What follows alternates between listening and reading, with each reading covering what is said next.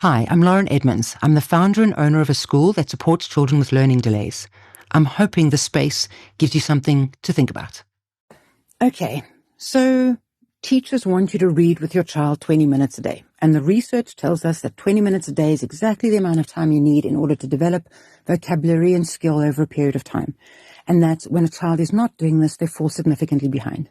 And there is a lot of research to say that reading with your child is remarkably powerful. It develops their abilities, it builds vocabulary, it builds sentence structure understanding, it builds story understanding, it builds connection between you and your child. It enhances oxytocin and all those beautiful hormones that your child needs in order to survive and thrive in the world. It teaches them skills because we live vicariously through the characters of the book, and it is connection time. It's down regulation time for sleep. There are hundreds of benefits of reading with your child. So why aren't you? That is a question I ask myself, and I'm going to ponder it here as I talk to you.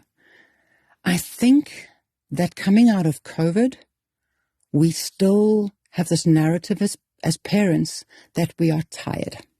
And we really need to let that go and do something about it if we actually are tired. Secondly, we need to stop this understanding that no homework is a good thing.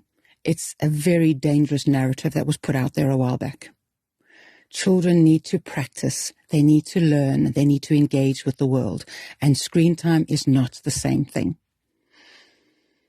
Then there's something that I read or listened to this last week, and it was quite frightening for me because generationally they were saying we always look at the younger generation and adults look at them and go, okay, this is the generation that will take us forward, that will lead the world in the future. And what this person was saying was, we no longer think that. We have forsaken our children, and we're looking to AI to run the world in the future. Now, what I'm interested in is, as a parent, where's your child going to land in this? If this is true, if we have this big platitude and we say AI will run the world and children won't, and we have this big narrative that perhaps a large portion of the world is foregoing our children, maybe they are, maybe they aren't. It was just one thing I was listening to. It was just a thought that made me, or it was a passing comment I heard that made me think. That same question I come to all the time is, what do you really want for your child? Do you want your child to be a passive recipient of an AI-led world? Or do you want them to be an active participant in their life? And I think this notion of reading to your child is one of the ways in. It's a window into that, a door into that. Another way is having dinner at night with your family, with your kids, having conversation, putting the screens down, being connected. Another way is finding structure in your home that's person-led and making sure that your children feel safe. Another way is taking them out on the weekends and doing wonderful, exciting things with them, allowing them to move their body and explore and enjoy the world and enjoy you. But let's go back to just the simple act of reading a wonderful story from your childhood, a story that they want to read, and connecting through empathy and compassion and shock and interest and enjoyment and laughter, and really being a person with your child, being connected and present, living like your grandparents lived, or your grandparents' parents lived, playing like that, and helping your child to be fully, fully present in themselves and in connection and in family and in the world, rather than disconnected and pulled away. I'm interested in how this fits in with the prevalence of autism diagnosis. And I'm not a medical professional, so I'm not going to talk into the diagnoses and the criteria of that. But I'm wondering if the increase in autism isn't actually just an increase in the behaviors of autism that are brought about through disconnection of the family. And are we as parents doing our healing work and being connected enough and willing to be different from everybody else and be connected as a family? Are you introducing sports like hiking and rock climbing and skating and tennis and anything out there, soccer, anything out there? Are you engaged? Are they engaged, or have you shut down? And what does that mean for 10 or 20 years' time?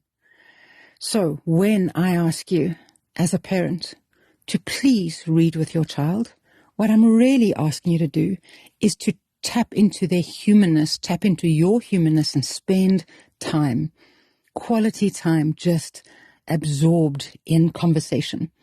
As a mom, when my kids were young, sometimes I read them stories. Sometimes I made up stories. They would give me a start of something. I would go in all weird directions. Sometimes the story was abysmal and terrible and we laughed. And sometimes it was remarkable and we all remember it.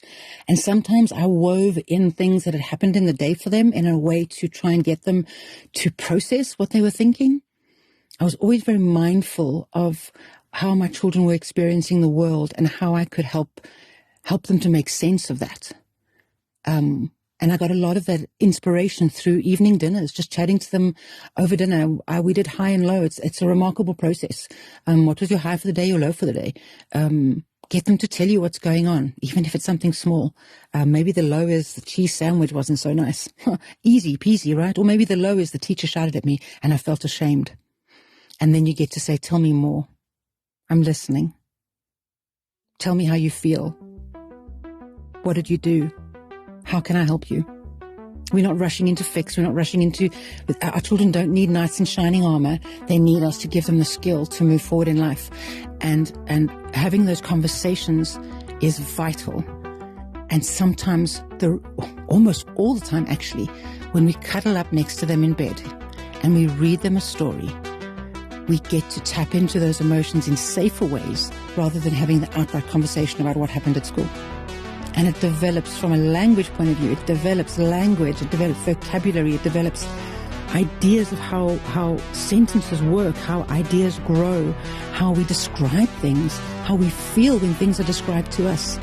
And if we use our voice and we read aloud to our kids, we get them to hear our voice and hear our compassion and love and kindness and connection to them. And they get peaceful. And it could be one of the ways they really can start becoming more healthy, getting more sleep, feeling more connected, feeling safer. Reading to your kid at night is going to be, of the 5 or 6 things I highly recommend, it's going to be one of the game changers for you. Really, over time, try it out. I highly recommend it.